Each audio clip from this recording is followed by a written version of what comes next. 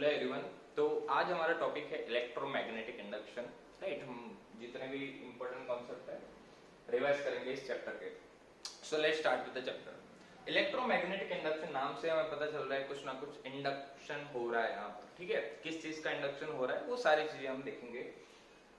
तो हमने मैग्नेटिज्म के अंदर, मैग्नेटिक फील्ड के अंदर किस तरीके से मैग्नेटिक फील्ड निकालना वो सीखा। ठीक है, तो इस चैप्टर के सबसे शुरुआत में टर्म आती है which is magnetic flux. Magnetic flux, तो सबसे पहले आपको मैग्नेटिक फ्लक्स समझना है।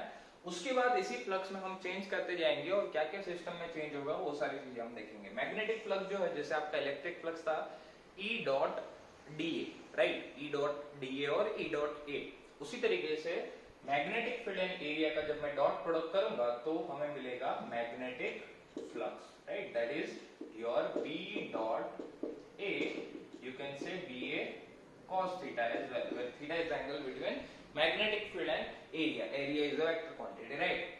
अब यहाँ से इसकी जो यूनिट है वो क्या आ जाएगी, टेस्ला इंटू मीटर स्क्वायर, और you can also write it as weber. ठीक है, it is a count of number of magnetic field lines passing normally through any surface. जैसे आपका इलेक्ट्रिक फ्लक्स का डेफिनेशन था वैसे ही आपका मैग्नेटिक फ्लक्स का डेफिनेशन है। It is a number of count of number of magnetic field lines passing normally through any area.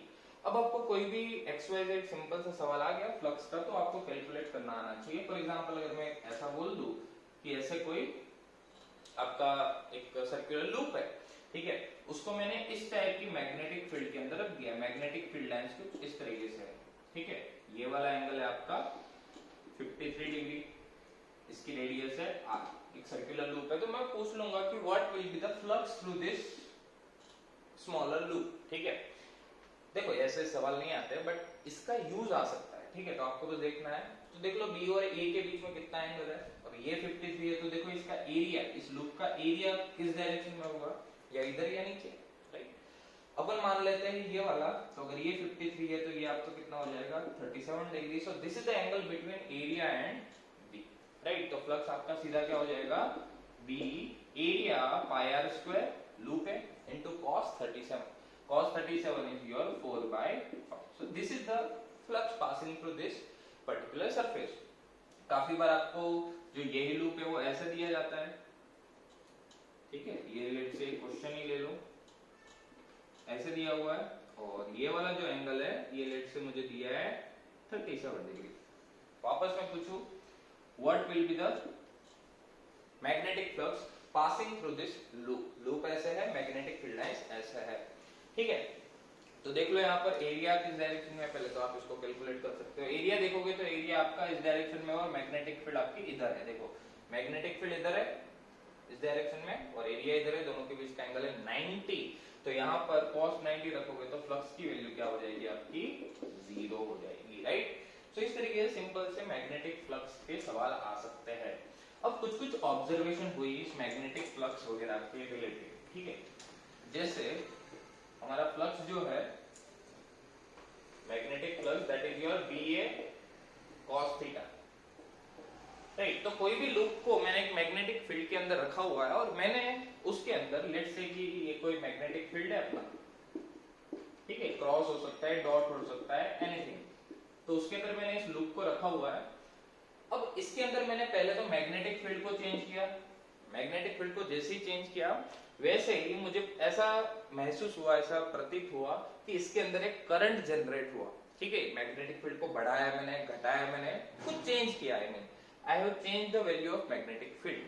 That means there will be some current inside the loop. ऐसा observe हुआ। ठीक है, पहली बात magnetic field change किया तो इसके अंदर कुछ करंट जनरेट हुआ। अब मैंने इसका एरिया चेंज किया। एरिया कैसे, या तो लूप को एक्सपेंड कर दिया या श्रिंक कर दिया, ठीक है, कुछ भी किया, बट एरिया इसका कैसे भी करके चेंज कर दिया। तभी भी मुझे ये ऑब्जर्व हुआ कि इसके अंदर वापस करंट जनरेट हुआ। अभी कोई इसके अंदर करंट जनरेट नहीं हो रहा है, बट मैंने या तो मैग्नेटिक फील्ड चेंज किया या एरिया चेंज किया या तो थीटा चेंज किया। Theta is the angle between magnetic field and area. ठीक है, उसको कैसे चेंज कर सकते हैं, देखो इसका एरिया ऐसे है। अब लूप को अगर मैं ऐसे घुमाऊंगा, लूप को अगर ऐसे घुमाऊंगा तो अभी भी सारे टाइम एरिया उसका बाहर की साइड ही है और मैग्नेटिक फील्ड इधर है, तो अभी तो एंगल के बीच में एंगल में चेंज नहीं हो रहा। अगर मैं चाहता हूं कि एरिया और मैग्नेटिक फील्ड में एंगल चेंज हो तो उसको मुझे इस तरीके से घुमाना पड़ेगा, ऐसे, ठीक है, जैसे ये कॉइन है, ऐसे घुमाओ तो देखो एरिया इसका जैसे घूमेगा तो एरिया और मैग्नेटिक फील्ड के बीच का एंगल भी चेंज होगा, दैट मींस थीटा चेंज होगा। इस केस में भी ऐसा ऑब्जर्व हुआ कि करंट जनरेट हुआ, दैट मींस इन तीनों क्वांटिटी में से कोई भी एक क्वांटिटी चेंज करने से मैग्नेटिक फ्लक्स के अंदर चेंज होगा और वहां से हमें ये पता चला कि इसके अंदर एक करंट जनरेट हुआ। ये कुछ ऑब्जर्वेशन है। तो वहां से हमारे दो लॉज आते हैं कि ये जो करंट है इसके अंदर जो इंडक्शन हुआ है जिस करंट का, उसका मैग्नीट्यूड कितना है, इस करंट का मैग्नीट्यूड कितना है और उसकी डायरेक्शन क्या है।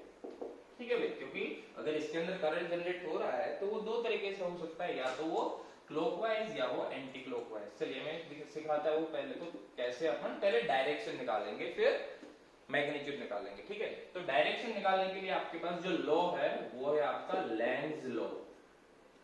लेंज लॉ अच्छे से समझना, डायरेक्शन में कोई दिक्कत नहीं आने वाली आपको। ठीक है, मैग्नेटिक फील्ड है उसके अंदर मैंने एक लूप को रखा हुआ है इस तरीके से। अब लेट्स से कि मैं मैग्नेटिक फील्ड की वैल्यू बढ़ा रहा हूं, ध्यान से समझना, मैं अभी मैग्नेटिक फील्ड की वैल्यू बढ़ा रहा हूं। मैग्नेटिक फील्ड की वैल्यू बढ़ा रहा हूं इन द सेंस मैग्नेटिक फील्ड अभी लूप, हमें बस लूप पे फोकस करना है। तो लूप के अंदर मैग्नेटिक फील्ड जो है वो क्रॉस डायरेक्शन में है, दैट मींस अंदर की साइड जा रही है। तो अंदर की साइड की जो मैग्नेटिक फील्ड है उसको मैं बढ़ा रहा हूं। अगर मैं अंदर की साइड की मैग्नेटिक फील्ड को बढ़ा रहा हूं तो लूप है उसको वो पसंद नहीं आता। वही हमारा कहता है लेंज लॉ। लेंज लॉ हमें ये दिखाता है कि ये जो इसके अंदर करंट इंड्यूस हो रहा है वो इस डायरेक्शन में इंड्यूस होगा कि वो जिसने उसको जनरेट किया है उसी को वो अपोज करेगा। It will oppose the cause which has produced it. ठीक है, ये मेन लाइन आप लिख सकते हो, oppose the cause which has produced it. ठीक है, इन द सेंस कि मैग्नेटिक फील्ड मैंने अंदर की साइड बढ़ाया, उस वजह से इसके अंदर करंट जनरेट हुआ। ठीक है भाई, अब उसको मुझे अपोज करना है। तो सोचो मैग्नेटिक फील्ड इसकी वजह से अंदर की साइड बढ़ा तो इसके अंदर जो करंट जनरेट हुआ उसको वो पसंद नहीं आया।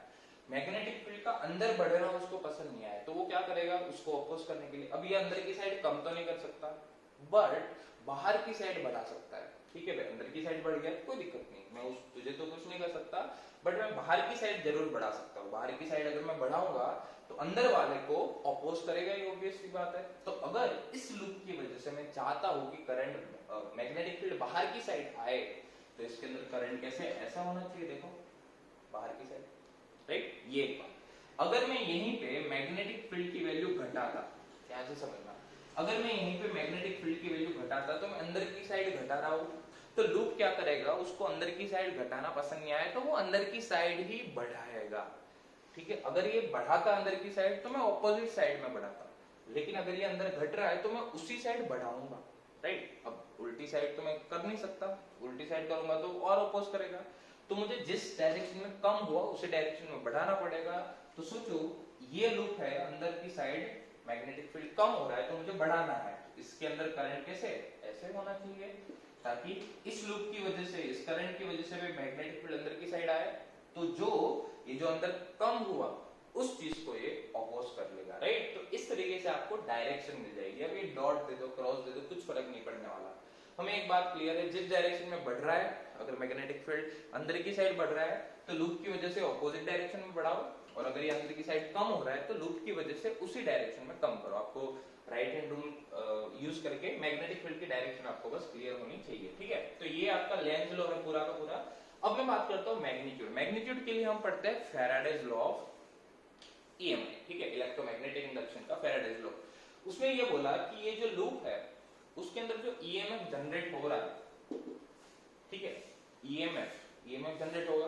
अब ये जो ईएमएफ है that is equal to minus d∅dt, जो भी इसके अंदर जो rate of change of flux है ये किस लिए जनरेट हो रहा है, ये मैंने पहले बताया, जो ऑब्जर्वेशन था मैग्नेटिक फ्लक्स में चेंज किया उस वजह से यहाँ पर ईएमएफ जनरेट हुआ, राइट। तो रेट ऑफ चेंज ऑफ जो मैग्नेटिक फ्लक्स होगा that will be your EMF generated in this particular loop, right. अब मैं यहाँ पे मैग्नीट्यूड भी लिख सकता हूँ विच इज योर d∅dt का मैग्नीट्यूड। माइनस साइन इसलिए मैंने लगाया है क्योंकि ये ईएमएफ है वो इस रीजन से, लेंज लॉ की वजह से, ठीक है, कि it is opposing the cause which has produced it। तो वही ये ऑपोजिशन दिखाता है वो, नेगेटिव साइन और कुछ नहीं। अब यहाँ पर ईएमएफ आ गया, लूप का रेडियस नहीं, रेजिस्टेंस मुझे लेट से पता है आर, राइट। तो यहाँ पर करंट भी आ जाएगा, which will be your E by R. So this is simple form to calculate the induce current, ठीक है। इंड्यूस करंट आपको कैसे मिलेगा, तो ये सिंपल सी चीजें है। इसकी डायरेक्शन की मैं एक दो सवाल आपको करा देता हूँ ताकि थोड़ा क्लियर हो जाए। लेट्स से मुझे ऐसा दिया हुआ है कि कोई आपका एक मैग्नेटिक फील्ड है, यहां से स्टार्ट हो रहा है, इतना ही है मैग्नेटिक फील्ड, ठीक है। यहां पर एक लूप है, जस्ट एंटर कर रहा है, कुछ स्पीड से जा रहा है मैग्नेटिक फील्ड के अंदर, क्रॉस डायरेक्शन में है। तो इसकी तीन पोजीशन में ले लेता हूं, आपको आई गेस क्लियर हो जाएगा। पहले तो ये यहां पर है, फिर ये यहां पर है, फिर ये यहां पर है, ठीक है। ऐसे जाता जाएगा धीरे धीरे, तो अलग अलग टाइप पे, अलग अलग टाइम पे, अलग अलग जगह पे होगा। तो अगर मैं इस कंडीशन की बात करूं कि यहाँ पर हो क्या रहा है, यहाँ पर ये मैग्नेटिक फील्ड के अंदर एंटर हो रहा है, मैग्नेटिक फील्ड के अंदर एंटर हो रहा है, दैट मींस इसके अंदर का जो मैग्नेटिक फ्लक्स है वो बढ़ रहा है, राइट। और यू कैन से मैग्नेटिक फील्ड लाइंस बढ़ रही है। मैग्नेटिक फील्ड लाइंस बढ़ेगी तो आप सोचो कि अगर इसके अंदर क्रॉस डायरेक्शन में मैग्नेटिक फील्ड बढ़ रहा है तो ये क्या चाहेगा कि ऑपोजिट डायरेक्शन में बढ़े लूप की वजह से, राइट। तो इसके अंदर अभी जो पहली कंडीशन है, पहली कंडीशन में एंटी क्लॉकवाइज करंट फ्लो करेगा, फिर वो पूरे का पूरा अंदर आ गया, फिर वो जैसे यहाँ पर पहुंच गया पूरे का पूरा अंदर आके, फिर यहाँ से जब तक वो यहाँ पर पहुंचेगा, ध्यान से समझना, यहाँ से जब तक वो यहाँ से यहाँ तक पहुंचेगा तब तक जो मैग्नेटिक फील्ड लाइंस है वो जितने स्क्वायर में थी उतनी ही है, चेंज थोड़ी हो रही है। यहाँ पर भी 50 लाइन थी, यहाँ पर भी 50 लाइन होगी, क्योंकि ये यूनिफॉर्म मैग्नेटिक फील्ड है, ठीक है। तो अभी मैग्नेटिक फील्ड लाइंस में कोई चेंज नहीं हो रहा है, दैट मींस मैग्नेटिक फ्लक्स में कोई चेंज नहीं हो रहा। और अगर मैग्नेटिक फ्लक्स कांस्टेंट है तो ईएमएफ कोई भी जनरेट नहीं हो रहा है, ईएमएफ की वैल्यू जीरो है, वो जीरो है तो इंड्यूस करंट भी जीरो है। तो अभी के केस में करंट जो है उसकी वैल्यू क्या है, जो जीरो है, क्योंकि मैग्नेटिक फील्ड है वो चेंज ही नहीं हो रहा, ठीक है। ये बात आपको समझनी है। फिर यहां से जब वो बाहर निकलता है, बाहर निकलेगा तो मैग्नेटिक फील्ड की वैल्यू देखो क्रॉस डायरेक्शन में कम हो रही है, राइट। यहाँ पर देखो सारी लाइंस इतनी सारी थी, बट जैसे ही बाहर जाएगा वैसे वो कम होती जाएगी। अगर वो कम होती जाएगी तो अगर क्रॉस डायरेक्शन में कम हो रही है तो क्रॉस डायरेक्शन में बढ़ेगी। क्रॉस डायरेक्शन में बढ़ाने के लिए इसके अंदर जो करंट है वो कैसा होना चाहिए भाई, थर्ड केस में क्लॉकवाइज, राइट। तो ये सिंपल सी बात है, आपको करंट की डायरेक्शन कैसे निकालनी है। आई होप कि ये सारी चीजें आपको क्लियर हो गई, ठीक है। चलिए अब जैसे आपका अल्टरनेटिंग करंट जो चैप्टर है वो भी यहीं से स्टार्ट होता है, ठीक है। जैसे मैं आपको एक दो एग्जांपल समझा दूं।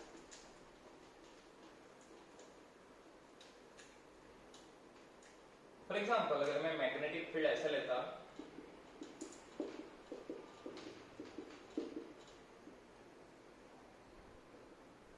अगर इसी लूप को मैं ऐसे घुमाता, ऐसे, ठीक है, एंगल चेंज करना था।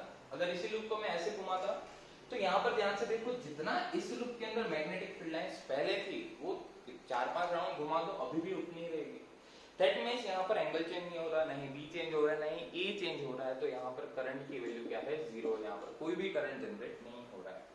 बट अगर इसी लूप को, ये केस में करंट जीरो है, बट अगर इसी लूप को मैं ऐसे घुमाऊं, मैग्नेटिक फील्ड है किसी ओमेगा जितनी एंगुलर वेलोसिटी से, अगर ऐसे घुमाओ तो ध्यान से देखो, ये जो अभी तो एरिया ऐसे है, आप अंदर मान लो, ठीक है, लेकिन जैसे ही मैंने इसको घुमाया तो इस ओमेगा की वजह से ये कुछ ना कुछ एंगल घूमेगा, कुछ ना कुछ एंगल घूमेगा, तो बी और एरिया के बीच में कुछ एंगल आ जाएगा। लेट्स से अगर मैं किसी टाइम टी की बात करूं तो टी टाइम पे अगर ये इतना घूम गया ओमेगा टी इतना, तो what will be the angle between B and A, omega T, right. तो यहां से आपके पास इसके अंदर जो करंट जनरेट हो जाता है वो आ जाएगा। यही आपका कंसेप्ट यूज होता है अल्टरनेटिंग करंट के अंदर, ठीक है। जो आप डायनेमो वगैरह यूज करते हो, वो लूप वगैरह घूमता है, वही घूम रहा है, देखो, ठीक है, कि अगर ये ओमेगा जितनी स्पीड से घूम गया तो किसी भी टाइम पे एंगल होगा ओमेगा टी। तो वहां से आप फ्लक्स लिख सकते हो, flux associated with this loop, that will be your B A cos omega T at any time t, right. Now you have to find out the value of current.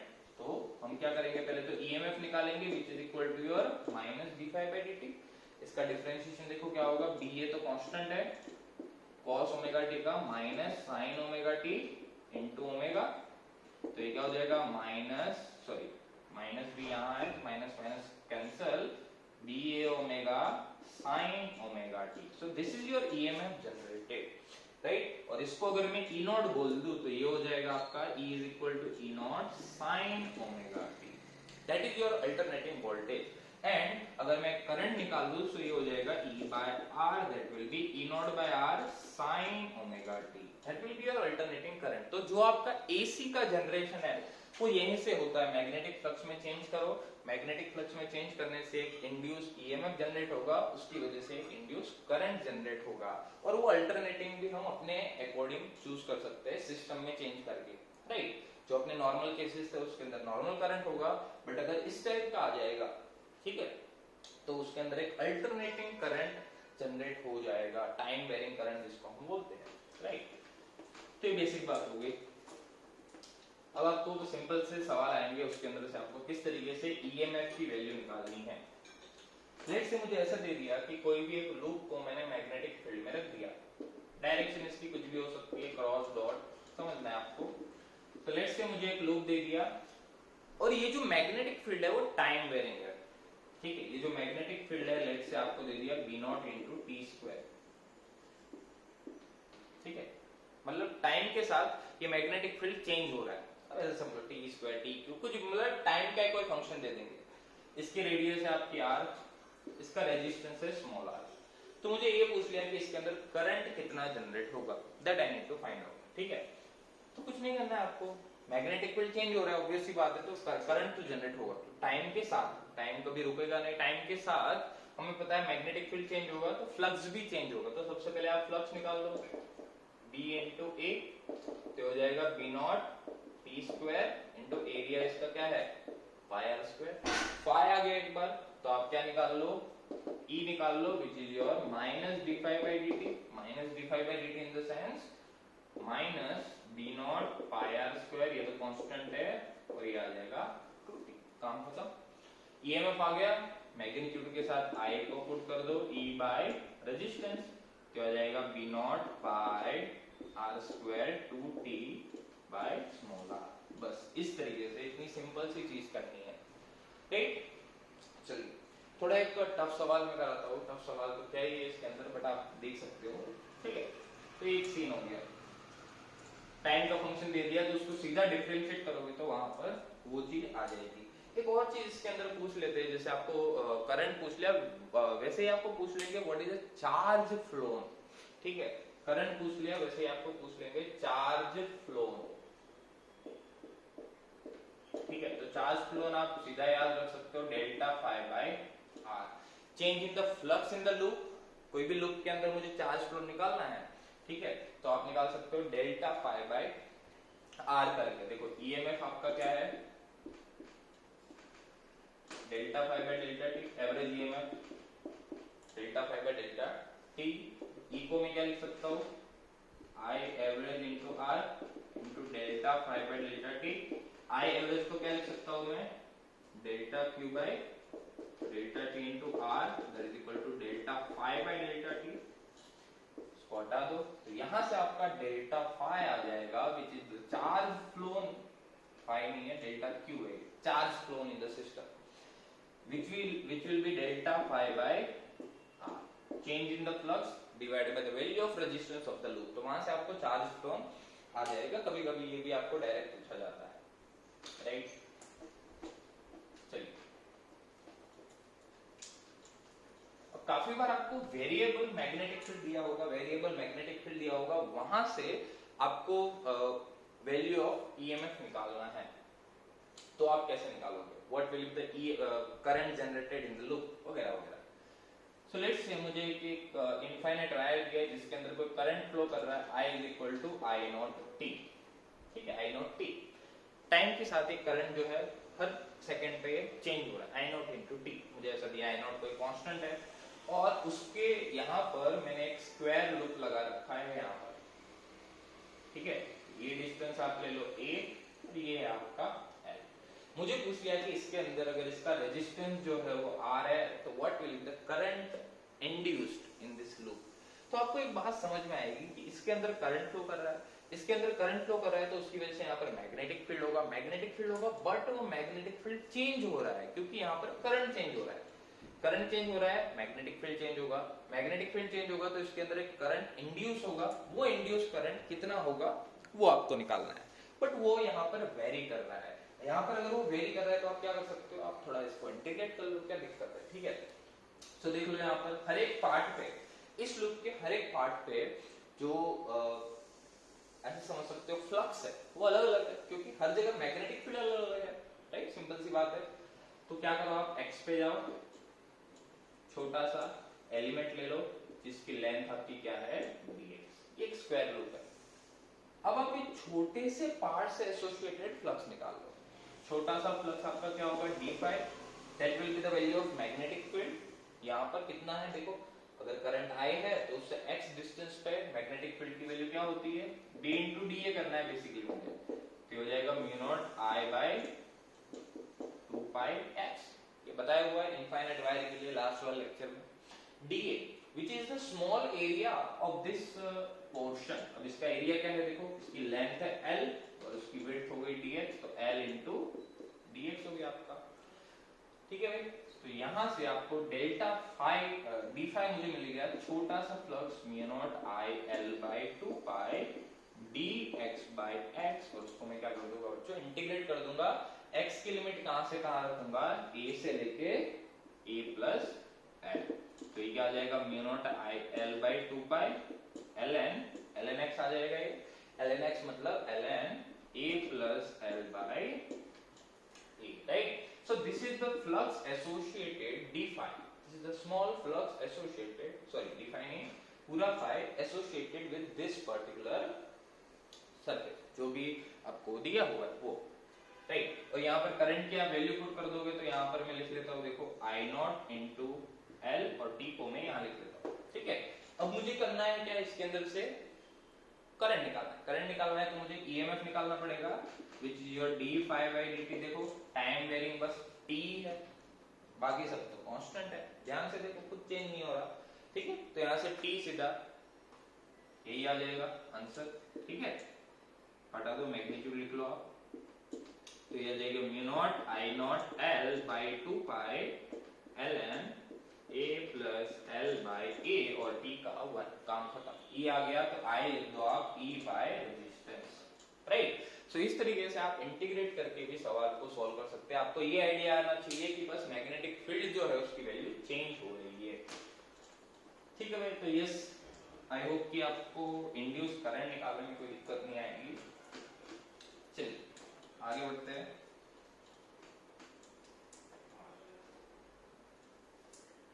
ठीक है, अब ये इंड्यूस करंट के बाद एक और चीज आती है जिसको हम बोलते हैं मोशनल ईएमएफ, ठीक है। मोशनल ईएमएफ क्या है भाई, कोई भी एक रॉड है उसको जब मैं मैग्नेटिक फील्ड के अंदर भगाता हूं,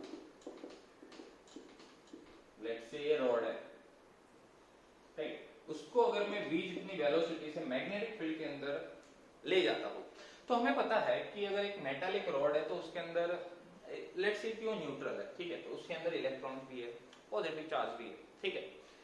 तो जो इलेक्ट्रॉन्स है उनके, अब इलेक्ट्रॉन्स भी मूव कर रहे हैं v जितनी वेलोसिटीज, तो अगर चार्ज पार्टिकल मूव कर रहे हैं मैग्नेटिक फील्ड के अंदर तो उसके ऊपर एक फोर्स लगता है q v क्रॉस b, ये बात हमने बोली थी, q v cross b force लगता है उसके ऊपर, फोर्स लगेगा तो उसकी वजह से देखो अगर इलेक्ट्रॉन है v क्रॉस b इधर, तो पॉजिटिव चार्ज ऊपर जाएंगे और नेगेटिव चार्ज यहाँ पर आ जाएंगे, सीधी सी बात है, नेगेटिव चार्ज नीचे आ जाएंगे, पॉजिटिव चार्ज ऊपर चले जाएंगे। तो इस वजह से इस रॉड के अंदर एक ईएमएफ जनरेट हो जाएगा, that is because of the movement of this rod, जिसको हमने बोल दिया मोशनल ईएमएफ, काम होता है, ठीक है। और वो जो मोशनल ईएमएफ अपन निकालेंगे यहाँ पर, ठीक है, that is because of the motion of charge particle, यहाँ पर आपका एक पॉजिटिव हो जाएगा, यहाँ पर आपका नेगेटिव, और you can say this is your higher potential and this is your lower potential, right. तो मोशनल ईएमएफ क्या हो जाएगा, ईएमएफ जनरेटेड हियर ठीक है, पहले मैं वेक्टर फॉर्म में लिख रहा हूं v cross b dot l, v cross b, v आपको पता है रॉड का मोमेंट का डायरेक्शन, b आपको पता होगा l is the length vector, ठीक है। तो यहां से आपको ईएमएफ जो पोटेंशियल डिफरेंस है, पोटेंशियल डिफरेंस बोल दो इसको, potential difference across the rod, वो आपको मिल जाएगा इस पर्टिकुलर फॉर्मूला से। यहां पर इसकी वैल्यू क्या होगी, E that will be equal to BVL। Potential difference आपका होता है electric field into distance, right, between two terminals, ठीक है।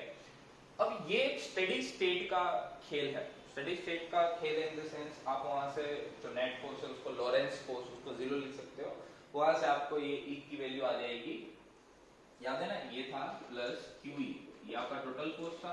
अगर ये नेट फोर्स जीरो हो गया तो E की वैल्यू आप V क्रॉस B लिख सकते हो। देन V की वैल्यू आप E डॉट dl करके माइनस E डॉट dl करके इसकी वैल्यू पुट करोगे तो आ जाएगा V cross B dot dl। आप बस इसको याद रखो, आपका काम हो जाएगा, ठीक है। EMF, अब देखो EMF मुझे निकालना है इसके अंदर, तो मुझे सबसे पहले एक बात समझ में आनी चाहिए कि कौन सा हायर पोटेंशियल पे है और कौन सा लोअर पोटेंशियल पे है। फॉर एग्जांपल मैं आपको एक सवाल देता हूँ, लेट्स से अगर मुझे ऐसा दे दिया कि इस तरीके से एक मैग्नेटिक फील्ड था, उसके अंदर एक रॉड है, उसको मैंने इस डायरेक्शन में मूव कराया, ये वैल्यू है आपकी 37, ठीक है। अब मुझे बताना है कि व्हाट विल बी, अगर ये A है B है, तो what will be the value of VA minus VB, sorry VB minus VA कितनी होगी, ये मुझे बताना है। VB माइनस VA कितना होगा इस रॉड के अंदर, क्योंकि एक मैग्नेटिक फील्ड के अंदर मूव कर रहा है, तो मैंने अभी सीखा कि उसके अंदर एक EMF जनरेट होगा, उसकी वैल्यू क्या होगी, जिसको हमने मोशनल EMF बोल दिया। तो सबसे पहले आपको करना है V क्रॉस B, और V क्रॉस B की डायरेक्शन जहां पर आए वो आपका होगा हायर पोटेंशियल। ये बात बस दिमाग में बिठा लो, काम आएगी लास्ट मोमेंट पर, ठीक है, कि भाई जिस डायरेक्शन में V क्रॉस B की डायरेक्शन है that will be at your higher potential. V cross B की डायरेक्शन जहां पर होगी that will be at your higher potential. तो इसको आप लिख सकते हो, जो भी आपका V क्रॉस B का डायरेक्शन आएगा वो वाला पार्ट एट हायर पोटेंशियल, बस इतना याद रखो, ठीक है। वो वाला पार्ट आपका हायर पोटेंशियल पे हो जाएगा। तो V इधर है, B अंदर है, देखो, तो ये आ जाएगा आपका V क्रॉस B, ये आपका है V क्रॉस B की डायरेक्शन। अगर ये V क्रॉस B की डायरेक्शन है तो देखो इसके पास में कौन सा है, इसके पास में आपका है A, तो A हो जाएगा आपका हायर पोटेंशियल, पहली बात A हायर पोटेंशियल हो गया। EMF क्या आ गया, देखो V इधर है B नीचे है, तो V क्रॉस B क्या हो जाएगा, VB, ठीक, sin 90 हो जाएगा। अपने पास EMF क्या था, पोटेंशियल ड्रॉप,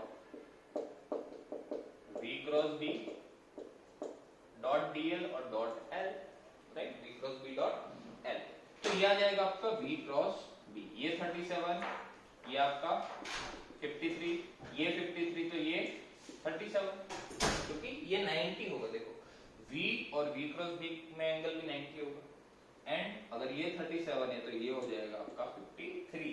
तो अब देखो V क्रॉस B और L, अब इनका डॉट प्रोडक्ट है, V क्रॉस B और L के बीच में कितना एंगल है, 53 डिग्री। तो यहाँ पर अब आपको cos पुट करना पड़ेगा। देखो V और B के बीच में एंगल है 90, तो उसका हो गया VB, L लिख लो, बट इन दोनों का डॉट प्रोडक्ट है तो यहाँ पर आपको cos थीटा लिखना पड़ेगा, और ये जो cos है वो किसके बीच का एंगल है, वो V क्रॉस B और L के बीच का एंगल है। तो V क्रॉस B और L 53, तो cos 53, राइट, तो ये आ जाएगा VBL cos 53 आपका हो जाएगा 3/5।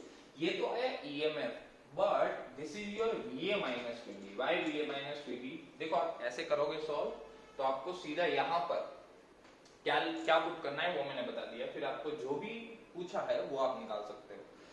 लेंथ वगैरह की डायरेक्शन वगैरह मत देखो, ठीक है। V क्रॉस B की डायरेक्शन जिस डायरेक्शन में हो वो आपका हायर पोटेंशियल पे है, पहली बात। ये आ गया हायर पोटेंशियल पे, सिंपल ये फॉर्मूला यूज करके। बट ये बात याद रखना कि इन दोनों के बीच का जो एंगल है वो cos में लेना है। इन दोनों का जो है हमेशा हो सकता है ज्यादातर टाइम आपको 90 दिया हो, ठीक है, तो आप उसके हिसाब से इसको सॉल्व कर सकते हो। तो ये आंसर आया आपका 3/5 VB है, but that is your V A minus V B. तो आपको जो V B minus V A निकालना है, तो वी बी माइनस वी आपका क्या हो जाएगा 3/5 का minus then V B. That's it. बस इतनी सी बात आपको याद रखनी है। डायरेक्शन आपको कोई भी दी हो, कोई दिक्कत लेने वाली बात नहीं है, राइट। चलिए आगे बढ़ते हैं। अब इसके अंदर मोशनल ईएमएफ के अंदर भी और भी दिक्कतें हैं। देखो एक और बात, ये जो एल मैंने लिखा है, अब देखो जरूरी नहीं है कि हमेशा आपको स्ट्रेट रोड दी हो सकता है आपको टेढ़ी मेढ़ी रोड दी हो सकता है आपको रॉड कुछ ऐसे दी हो,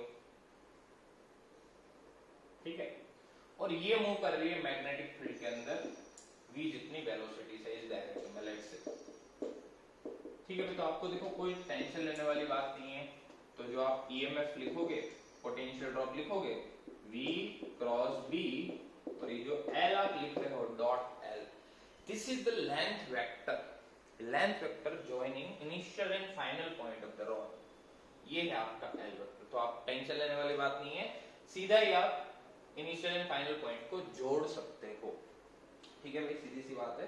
तो ये वाली बात बस याद रखना कि this is your net vector, net resultant vector. तो कोई भी आपको शेप दिया हो, टेंशन लेने वाली बात नहीं है। इसका काम कब आएगा, जब आपको सिस्टम कुछ इस तरीके की दी हो, ठीक है। जैसे फॉर एग्जांपल मुझे इस तरीके की सिस्टम दे दी,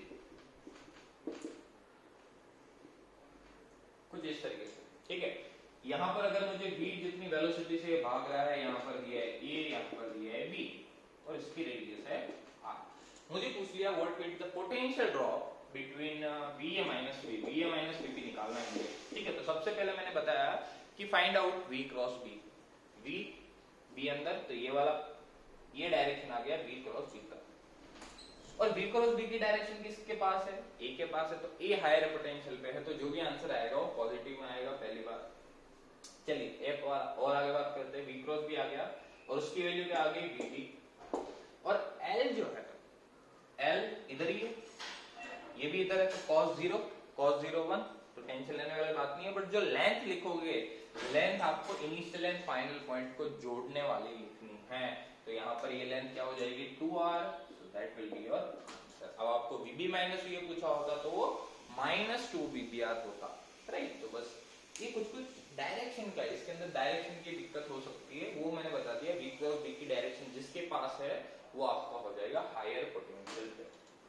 चलिए इसके अंदर भी अलग अलग टाइप के सवाल आते हैं, आप इनको प्रैक्टिस कर सकते हैं। फॉर एग्जांपल अगर मैं इसके अंदर ही लेट्स से वायर है जिसके अंदर करंट I फ्लो कर रहा है, और एक रॉड है ऐसे, वो ऐसे मूव कर रही है v इतनी वेलोसिटी से, तो what will be the EMF induce in this one, a b है। तो मुझे पूछ लिया what will B va minus vb और vb माइनस v। देखो अब समझ में आना चाहिए, v इधर है, यहाँ पर करंट इधर है, तो यहाँ पर मैग्नेटिक फील्ड क्रॉस होगा, राइट। तो v क्रॉस b ऊपर, तो a हायर पोटेंशियल पे, तो जो भी आपका va माइनस vb आएगा वो पॉजिटिव आएगा। अगर आपको vb माइनस vb पूछा होता तो जो आंसर आता है उसका नेगेटिव करना पड़ता। ये बात तो क्लियर होनी चाहिए। v क्रॉस b ऊपर आ रहा है, that means a is at higher potential, b is at lower potential, ठीक है। अब यहाँ पर निकालते हैं क्या दिक्कत है, v है और मैग्नेटिक फील्ड की वैल्यू यहाँ पर कितनी है, अगर ये डिस्टेंस आप l ले लो तो mu naught I by 2 pi l, काम खत्म। Mu naught I by 2 pi l आ गया, मैग्नेटिक फील्ड आ गया, वेलोसिटी पता है, तो ईएमएफ क्या आ जाएगा, magnetic field mu naught I by 2 pi l into v, और लेंथ और v क्रॉस b की डायरेक्शन ऊपर ही है, v क्रॉस b ऊपर, लेंथ भी है इधर ही, तो आप सीधा इसकी लेंथ इधर l मान लिया अपन ने, इसकी लेंथ d मान लो, क्या दिक्कत है, v इनटू d, काम खत्म। और ये पॉजिटिव वैल्यू आएगी, राइट। और यही रोड को अगर मैं टेढ़ा कर देता, भाई देखो बहुत ही चेंज हो जाएगा यहाँ पर। अगर मैं इसको ऐसे कर देता, ये ऐसे मूव कर रहा है, find out a and b, what will B va minus vb, ये आप होमवर्क में कर सकते हो, राइट। क्योंकि इसके अंदर देखो हर एक पॉइंट पे मैग्नेटिक फील्ड अलग अलग होगा, हर एक पॉइंट पे, क्योंकि रॉड क्या वायर से डिस्टेंस हर एक पॉइंट के अलग अलग है, तो हर एक पॉइंट पे आपका मैग्नेटिक फील्ड अलग होगा। मैग्नेटिक फील्ड अलग अलग होगा तो ईएमएफ भी चेंज होगा, तो आपको इंटीग्रेट करना पड़ेगा, राइट। तो v क्रॉस b, तो ये हायर पोटेंशियल है, लोअर पोटेंशियल, राइट। x पे जाकर dx का एलिमेंट ले लेना, उसमें कितना मैग्नेटिक सॉरी उसमें कितना ईएमएफ जनरेट हुआ और उसको इंटीग्रेट कर देना ए टू बी, ये डिस्टेंस ले लेना ए, ये डिस्टेंस ले लेना एल, राइट? ये आपका होमवर्क में है। चलिए आगे बढ़ते हैं। ठीक है, तो ये देखो मोशनल ईएमएफ बहुत ही अच्छी चीज है। फिर मैंने एक और बात बताई थी, जैसे कि जब तक मैग्नेटिक फील्ड कांस्टेंट है, याद है मैंने अभी शुरुआत में ये वाला सवाल कराया था कि एक लूप है वो अंदर घूम रहा था, फिर बीच में आ गया हो यहाँ से यहाँ के बीच में, तब उसके अंदर करंट जीरो था। वो तो हमने सिंपल मैग्नेटिक फ्लक्स के कॉन्सेप्ट से सीखा था कि वहां पर मैग्नेटिक फील्ड लाइंस चेंज नहीं हो रही, इसलिए उसके अंदर वो जीरो था, जो भी इंड्यूस करंट है वो जीरो था। अब थोड़ा मोशनल ईएमएफ से उसको देख लेते हैं। अगर देखो यहाँ पर इसको हटा देते हैं, लेट्स से क्रॉस डायरेक्शन में मैग्नेटिक फील्ड है,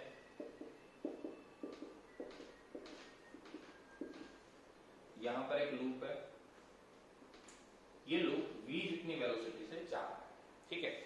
मुझे क्या करना है, इसके अंदर इंड्यूस करंट है उसकी डायरेक्शन बस निकालनी है। तो ध्यान से देखो ये जो लेंथ है, अब v क्रॉस b की डायरेक्शन पूरे लूप के लिए निकालोगे ना, तो वो हमेशा ये वाली आएगी, v cross b, v cross b। इसके लिए भी v क्रॉस b ऐसे, इसके लिए भी ऐसे, इसके लिए भी ऐसे, इसके लिए भी ऐसे। अब ध्यान से देखना, अब जब ईएमएफ निकालते हो तब आप लिखते हो v cross b dot l।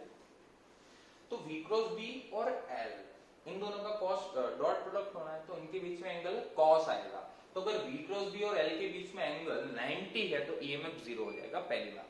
तो देखो यहाँ पर v क्रॉस b इधर है और l इसका इधर है, तो इन दोनों के बीच में 90, दैट मींस ये जो सेगमेंट है उसकी वजह से ईएमएफ जीरो है, ये जो सेगमेंट है उसकी वजह से भी ईएमएफ जीरो है। रीजन मैंने बता दिया, क्योंकि v क्रॉस b ऐसे है और लेंथ ऐसे है, काम खत्म, ईएमएफ जीरो।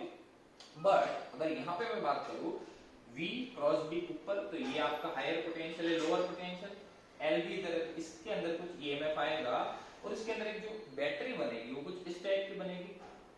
ऑब्वियसली बात है भाई, पोटेंशियल डिफरेंस जनरेट होना उसका मतलब आप मान लो कुछ ऐसे।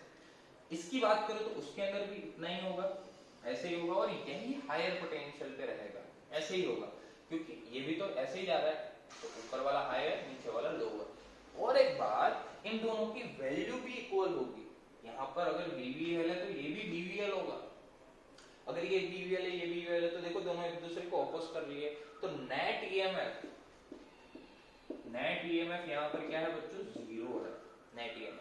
तो वहां पर हमने इसको इंड्यूस करंट के कॉन्सेप्ट से देखा था, यहाँ पर हमने ईएमएफ के कॉन्सेप्ट से देख लिया कि इसीलिए इंड्यूस ईएमएफ जीरो है इसके अंदर, और इसीलिए मैं बोल सकता हूँ कि इंड्यूस ईएमएफ भी जीरो है, ठीक है।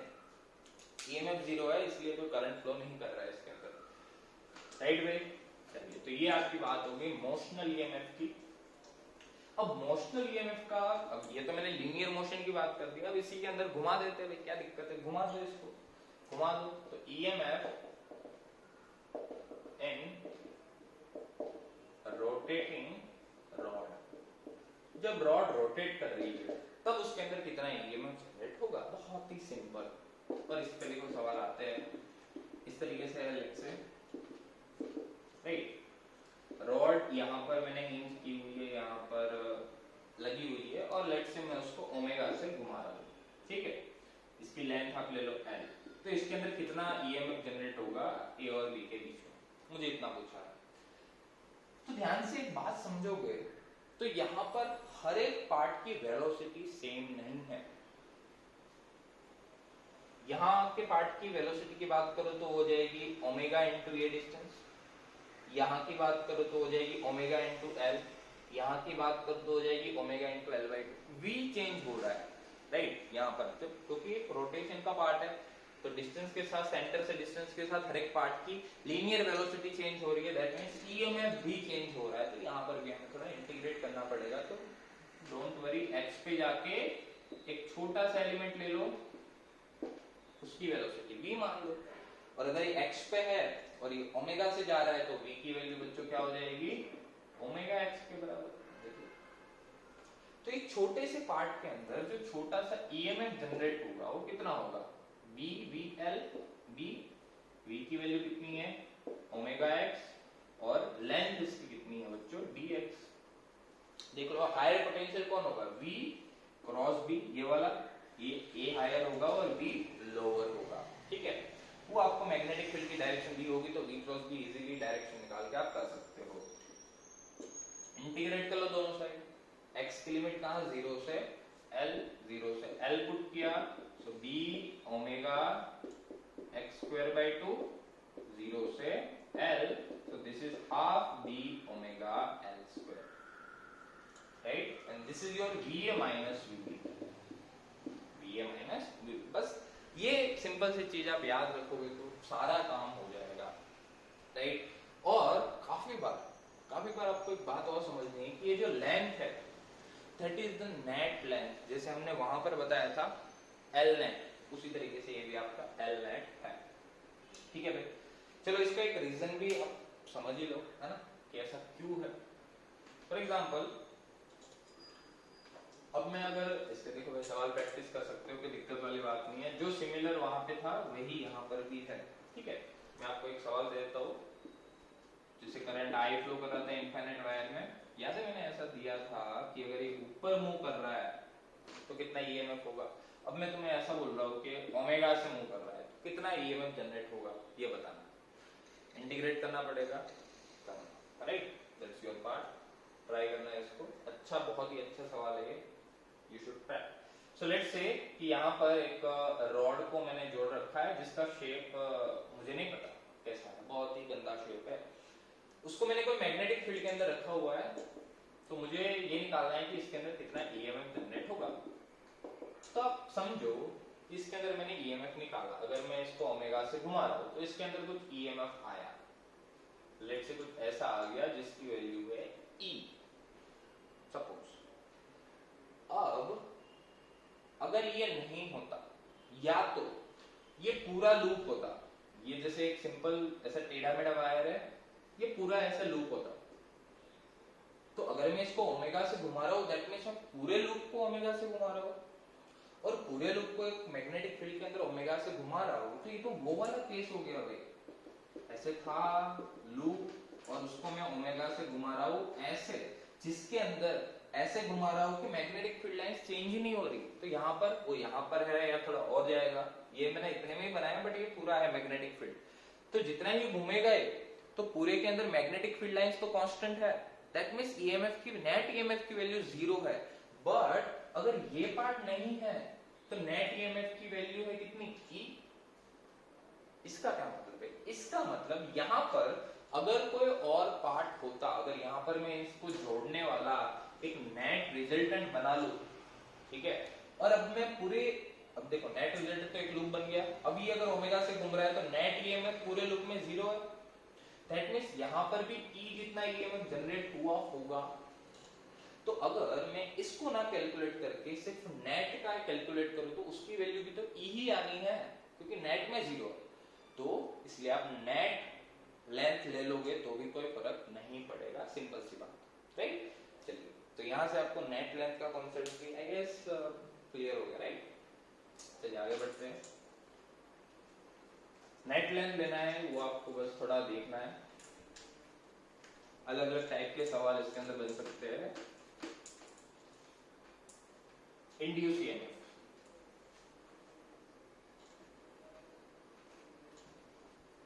अब इसी के अंदर आपके एक प्रॉब्लम आते हैं, ठीक है, अब इसके जो सवाल है प्रैक्टिस कर सकते हो आप, राइट? अब इसके अंदर जो सवाल और आते हैं वो आते हैं आपके रेल प्रॉब्लम्स, ठीक है, आपको रेल टाइप स्ट्रक्चर दिया जाएगा, ठीक है, और वहां से आपको इंड्यूस ईएमएफ करंट वगैरह निकालना पड़ेगा। लेट से मुझे कुछ ऐसा दिया हुआ है, चलो लेट से मुझे कुछ ऐसा दिया हुआ है कि रेल मतलब आपको ऐसा सर्किट दिया जाएगा कि दो पटरियां है, इस तरीके से रेल की पटरियों की तरह स्मूथ है, और यहाँ पर एक मैंने रॉड जोड़ रखा है जो इस पे मूव कर सकता है, यहाँ पर ये मूव कर सकता है ना, और यहाँ पर मैंने कोई एक्सटर्नल सर्किट जोड़ रखी है जिसका रेजिस्टेंस है R, ये जो रॉड है उसका स्मॉल रेजिस्टेंस है स्मॉल r, ठीक है, और इसको मैं यहाँ से घुमा भी सकता हूँ, या इनिशियल वेलोसिटी मैंने v0 दे दी, या कॉन्स्टेंटली मैं इसको V नॉट से ले जा रहा हूँ, काफी सारी चीजें आपको पूछ सकते हैं। आपको कॉन्सेप्ट देखना है बस। यहाँ पर मैं क्रॉस डायरेक्शन में जा रहा हूँ मैग्नेटिक फील्ड के साथ, B है ऐसे, तो इस रॉड के ऊपर कौन सा फोर्स लगेगा, करंट की वैल्यू क्या होगी यहाँ पर सर्किट में, वो सारी बातें हम करते हैं। पहली बात, अगर ये मैग्नेटिक फील्ड की वैल्यू B है और ये V नॉट स्पीड से जा रहा है यहाँ पर, तो इसके अंदर एक EMF जनरेट होगा, उसकी वैल्यू होगी PVL, सबको पता है, ठीक है। हायर पोटेंशियल वाला ऊपर, लोअर पोटेंशियल वाला नीचे, क्योंकि V क्रॉस B ऐसे है। तो यहाँ पर जो सर्किट इसकी बन जाएगी वो कुछ ऐसे बन जाएगी, ये BVL हो गया, ये स्मॉल r हो गया और ये कैपिटल R। स्मॉल r इसका इंटरनल रेजिस्टेंस है, इसलिए मैंने लिखा है, ठीक है। तो यहाँ पर देखो करंट की वैल्यू हम इजीली निकाल सकते हैं, BVL divide by net resistance, current आ गया। अब अगर ये रॉड के अंदर करंट फ्लो कर रहा है तो ये मैग्नेटिक फील्ड के अंदर भी है। तो हमने एक चीज पढ़ी थी, force on a you can से rod, current carrying loop in a magnetic field. Current carrying rod है तो उसके अंदर फोर्स लगता है, आपको याद हो तो लास्ट लेक्चर के अंदर बताया था मैंने, I L क्रॉस B, इतना फोर्स लगता है ऑन दिस रॉड। तो अगर इसके अंदर करंट फ्लो कर रहा है, लेंथ अगर मुझे पता है, तो L क्रॉस B इधर इसके ऊपर फोर्स लगेगा, किसकी वजह से, एक करंट फ्लो करने की वजह से, और वो मैग्नेटिक फील्ड में है उस वजह से। और उस फोर्स की वैल्यू आपकी क्या होगी बच्चों, ILB, और I की वैल्यू हमें पता है BVL divide bye R plus R into L into B। तो इसकी वैल्यू क्या हो जाएगी, B square L square V divided by R plus R. So that is your value of force acting on this rod. अब इतना force अगर इस direction में लगेगा तो इसकी वेलोसिटी धीरे धीरे कम होती जाएगी, ऑब्वियस सी बात है। या तो मैंने इसको इनिशियल वेलोसिटी V नॉट देके छोड़ दिया तो इसकी वेलोसिटी धीरे धीरे कम होती जाएगी। तुम्हें पूछ लिया जाएगा what will be the velocity as a function of time, क्या दिक्कत है, फोर्स पता है तो मास इनटू एक्सेलरेशन लिख लो, A को लिख लो dv by dt, ठीक है। इसको आप नेगेटिव पुट कर देना, बिकॉज इधर मूव कर रहा है वो, वेलोसिटी घट रही है, राइट। तो जब आप dv by dt लिखोगे तो उसको नेगेटिव कर देना इसको, ठीक है, क्योंकि फोर्स इधर लग रहा है और वो मूव इधर कर रहा है, तो इसलिए d एक्सेलरेशन की वजह से, और कुछ नहीं। एक्सेलरेशन आ गया तो a को आप लिख लो dv by dt minus b square l square v by r plus r। v को इधर लाओ, बाकी सबको उधर, तो v as a function of t आपको मिल जाएगा dv by v that will be equal to minus b square l square by m into r plus r into dt। सब कुछ कांस्टेंट है, देखो यहाँ पर सिंपल, जो भी आपको इनिशियल वेलोसिटी फाइनल वेलोसिटी दी है, लिमिट पुट करो, you will be able to find out velocity as a function of time। कहीं पे भी आपको पूछ लिया जाए तो ये एक आपकी प्रॉब्लम हो जाती है, रेल प्रॉब्लम, ठीक है। तो हमने ईएमएफ जो इंड्यूस हो रहा है, करंट इंड्यूस हो रहा है, उसकी सारी बातें कर ली, जिसके अंदर लेंज लो, फैराडेज लो, ये सारी चीजें। अब आपके सर्किट का जो थर्ड एलिमेंट है वो आता है which is your inductor. Inductor हमें पता है इंडक्टर क्या है, इंडक्टेंस, सेल्फ इंडक्टेंस बोलते हैं, फिर म्यूचुअल इंडक्टेंस आएगा, ठीक है। तो देखो ये टाइम पास बातें मैं नहीं कर रहा हूँ, ये सबको पता ही है सेल्फ इंडक्टेंस क्या है, देन इसका यूनिट क्या है, हेनरी यूनिट है, उसकी वैल्यू क्या है, 5 that is equal to Li, EMF that is equal to L di by dt का माइनस, ठीक है। इस टाइप का सिंबल रहता है आपका इंडक्टर का। उसको अगर मैं कोई भी सोर्स के साथ जोड़ता हूँ तो अगर यहाँ पर से करंट आ रहा है तो देखो यहाँ पर अगर अल्टरनेटिंग करंट में जोड़ रहा हूँ तो यहाँ पर करंट जो है वेरी करेगा। अगर करंट वेरी करेगा तो मैग्नेटिक फील्ड वेरी करेगा। देखो एक सोलेनोइड है, सोलेनोइड टाइप स्ट्रक्चर है, तो अगर एक सोलेनोइड टाइप स्ट्रक्चर है यहाँ पर, तो अगर करंट चेंज होगा तो इसके अंदर मैग्नेटिक फील्ड भी चेंज होगा। मैग्नेटिक फील्ड चेंज होगा तो इसके अंदर का मैग्नेटिक फ्लक्स चेंज होगा। मैग्नेटिक फ्लक्स चेंज होगा तो उसके अंदर एक ईएमएफ जनरेट होगा जो ये करंट को अपोज करेगा, और वो इंड्यूस करंट की इंड्यूस ईएमएफ की वैल्यू क्या होगी आपकी, minus L D I by D, ठीक है। और मैं ज्यादा डीप में नहीं जा रहा, फटाफट हम डिवाइड ही कर रहे हैं इसको, ठीक है। तो और कुछ आएगा नहीं, आपको बस E is equal to minus L D I by D T which will be the potential difference across this सब, ठीक है। कि भाई जो ये भी इसके अंदर जितना भी ईएमएफ जनरेट होगा that is directly proportional to rate of change of current. जो भी एक्सटर्नल सर्किट के अंदर करंट चेंज हो रहा है उसके रेट के प्रोपोर्शनल होगा, और उसको आप कांस्टेंट पुट करके आप लिख सकते हो माइनस एल, राइट। जैसे आपका रेजिस्टेंस के अंदर रेजिस्टेंस आता था, कैपेसिटेंस में कैपेसिटेंस आता था सी, उसी तरीके से यहाँ पर है एल, ठीक है, जो डायमेंशंस वगैरह पे डिपेंड करेगा। इसका यूनिट क्या है एल का, हेनरी, ठीक है। चलिए और आगे बात करते हैं इंडक्टेंस की, कि इंडक्टेंस फाइंड आउट कैसे करेंगे। कोई भी हमारे पास सर्किट है उसका इंडक्टेंस कैसे फाइंड आउट करेंगे, ठीक है, उसकी वैल्यू, इसकी वैल्यू बताते हैं अपन। How to find out the value of self inductance. इसको सेल्फ इंडक्टेंस बोलेंगे क्योंकि खुद के अंदर ही इंड्यूस हो रहा है, खुद के अंदर ही करंट चेंज हुआ तो खुद के अंदर ही एक इंड्यूस ईएमएफ जनरेट होगा, ठीक है। तो इसलिए हमने उसको बोल दिया सेल्फ इंडक्टेंस, जो भी कांस्टेंट आया उसको। तो अपने पास लेट्स से एक सोलेनॉइड है, ठीक है, उसका मुझे सेल्फ इंडक्टेंस निकालना है, मतलब मुझे निकालना है एल। एक और बात मैं आपको बता दूं कि जब भी आपको सवाल आए सेल्फ इंडक्टेंस निकालने का, तो आपको एक बात याद रखनी है, phi that is equal to L I. तो आपको कैसे भी करके flux associated with this term निकालना है और उसको आपको एल आई के इक्वल कर देना है।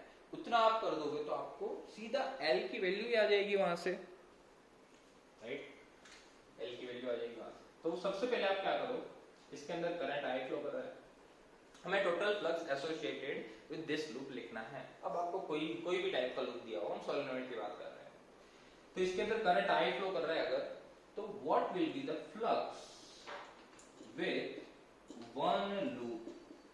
अब आपको पता हो तो इसके अंदर हम स्मॉल एन डिफाइन करते हैं, which is your number of turns divided by unit length, number of turns per unit length. तो flux associated with one loop कितना हो जाएगा, बी इनटू एक लूप का area which is your pi are square. अगर इसकी radius आप ले लो आर, आ गया। बी की वैल्यू क्या है बच्चों, mu naught N I into pi are square, right, that is your flux associated with one loop. Now what are the total number of turns? Total number of turns कितना है आपका n into l। तो अगर एक loop में इतना flux associated है, so what will be the total flux?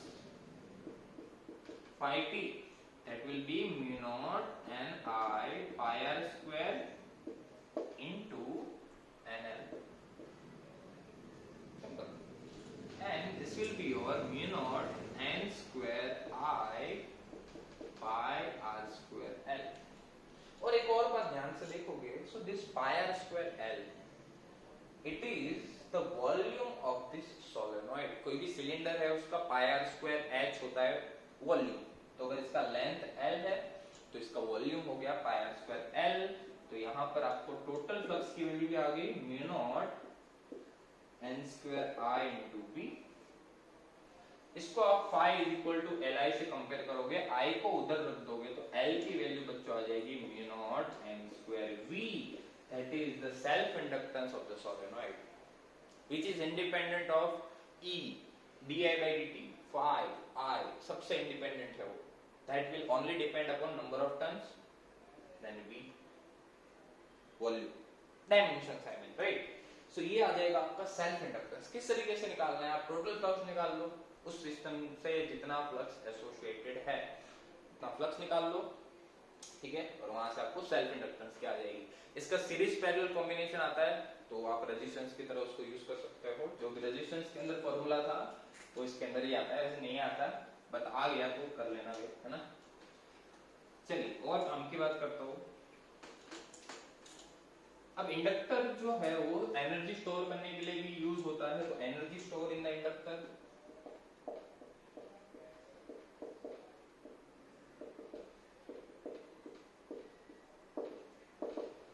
होती है half L I square. Half L I square is the energy stored in the inductor. उसी तरीके से आपकी आती है एनर्जी डेंसिटी। तो आपको याद हो तो इलेक्ट्रोस्टैटिक्स के अंदर एनर्जी डेंसिटी होती थी half epsilon not E square. अब यहां पर हम एप्सिलॉन नॉट की जगह म्यू नॉट यूज करते हैं, तो ये जो एनर्जी डेंसिटी हो जाएगी v square by 2 mu not in case of magnetism. ठीक है, काफी सारी एनालॉजी है तो आप यूज कर सकते हैं उनको। तो एनर्जी डेंसिटी यहाँ से आ जाएगी। तो ये दो फॉर्मूला है, थोड़े आपके इंपॉर्टेंट है, ठीक है। अब इससे सवाल आ गया है तो पुट कर देना सीधे, ठीक है। अब एक और बात, लेट्स से आपको सर्किट में दिया हुआ है, रेजिस्टेंस दिया हुआ है, इंडक्टर दिया हुआ है, बैटरी दिया हुआ है, एनीथिंग। ये है पॉइंट ए, ये है पॉइंट बी, ये है 6 वोल्ट, ये है 7 हेनरी, ठीक है, ये आपका है 3 ओम। इसके अंदर करंट ऐसे फ्लो कर रहा है 2 एम्पियर का, आई की वैल्यू है 2 एम्पियर, और di/dt की वैल्यू है 6 एम्पियर पर सेकेंड। 6 ज्यादा हो गया, 1 एम्पियर पर सेकेंड। तो मुझे निकालना है what will be the potential difference between A and B, that means I have to find out VA minus VB। तो जो आप वहां पर किरचॉफ्स लॉ यूज करते थे वही यहाँ पर करना है। सबसे पहले आपको क्या करना है, प्लस माइनस पुट करना है। प्लस माइनस के लिए बैटरी में तो प्लस माइनस, ये प्लस माइनस और ये प्लस माइनस, ठीक है। ए से स्टार्ट करो VA,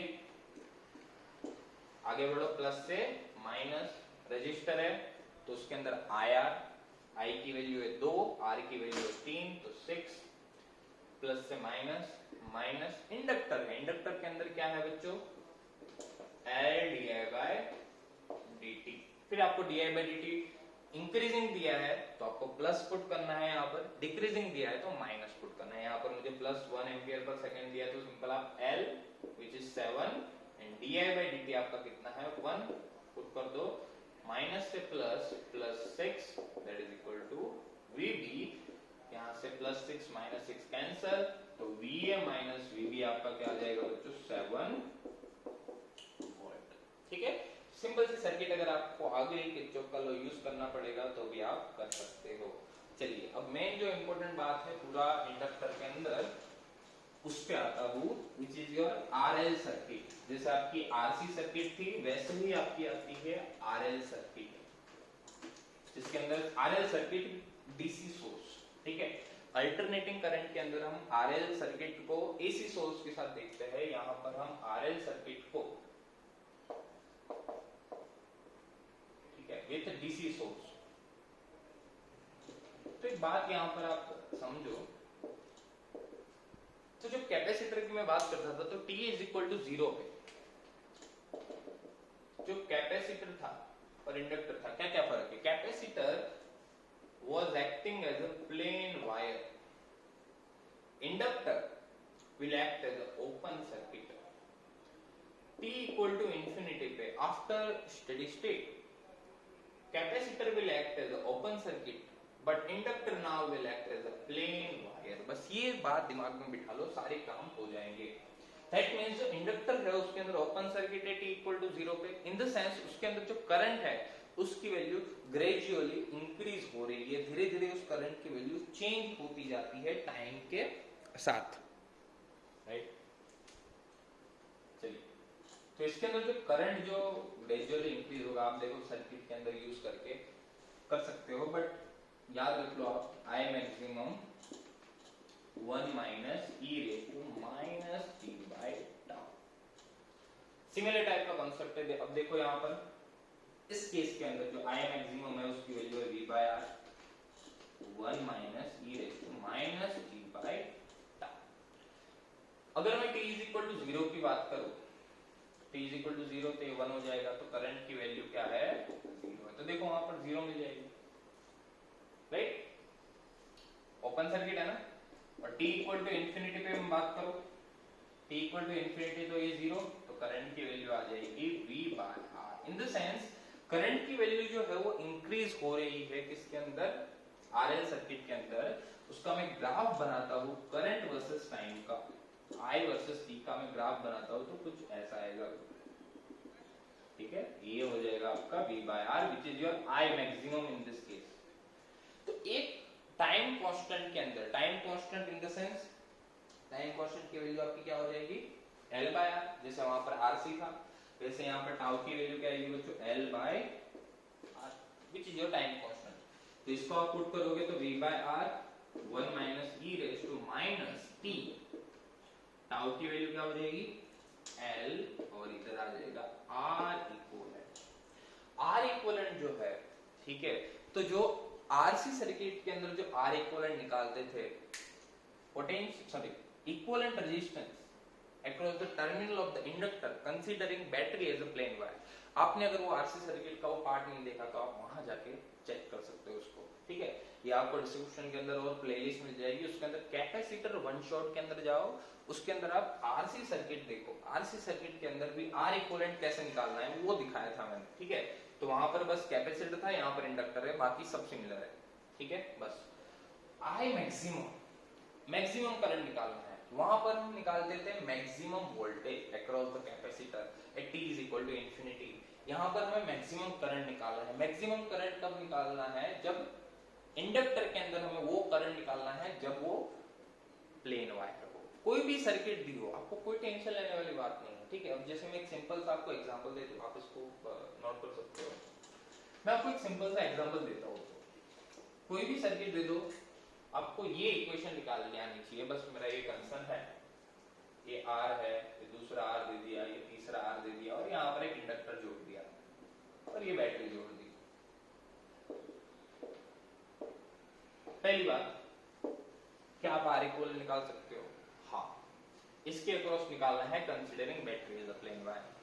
ये दोनों, ये आप A मान लो, ये B मान लो, थोड़ी देर के लिए भूल जाओ ये है। A और B के बीच में इक्विवेलेंट रेजिस्टेंस निकालना है भाई, बैटरी को प्लेन वायर मान के, तो R इक्विवेलेंट आ जाएगा वहां पे, R/2 प्लस R 3R/2। ये तो आ गया आपका R इक्विवेलेंट, ठीक है। अब R इक्विवेलेंट आ जाने के बाद आपको कैलकुलेट करना है I maximum. I maximum is the maximum current which is possible in the inductor। अब यहाँ पर मैक्सिमम करंट कब पॉसिबल है? तो इंफिनिटी टाइम पे, क्योंकि देखो इंफिनिटी टाइम पे ये कर्व ऐसे हो रहा है, इंफिनिटी टाइम पे, तो इंफिनिटी टाइम पे करंट मैक्सिमम होगा, और इंफिनिटी टाइम पे ये प्लेन वायर की तरह एक्ट करेगा, तो इसको प्लेन वायर मान लो। अब ये सर्किट के अंदर जो करंट फ्लो करेगा अभी, ये प्लेन होने के बाद, वही तो इंडक्टर का मैक्सिमम करंट है। तो क्या अगर ये करंट इलेक्ट्रिसिटी का सवाल हो तो क्या इसके अंदर करंट नहीं निकाल सकते? यहाँ पर टोटल करंट क्या हो जाएगा वो निकाल सकते हो, उसको दो बार में डिवाइड कर दो, क्या दिक्कत है? R/2 3R/2, तो करंट की वैल्यू क्या आएगी भाई? V/3R/2 2V/3R, right. यहाँ से V/3R यहाँ पर, V/3R यहाँ पर, वापस यहाँ आएगा 2V/3R। तो यहाँ पर V/3R, यहाँ पर V/3R, तो जो I मैक्सिमम है उसकी वैल्यू क्या आ गई बच्चों? V/3R, which is the current in the inductor at t is equal to infinity। तो यही जो इक्वेशन है आपकी क्या बन जाएगी? V/3R 1 minus e raised to minus R equivalent by L, right। R equivalent की वैल्यू क्या है भाई? PR/2L to t। That's your answer। काम खत्म, बस इतना ही करना है भाई, और आपको RL सर्किट पूरा ही आप कर लोगे, ठीक है। RL सर्किट हो गया, क्या दिक्कत है? अब जैसे ये आपका सेल्फ इंडक्टेंस था, सेल्फ इंडक्टेंस मतलब खुद के अंदर जो चेंज होने की वजह से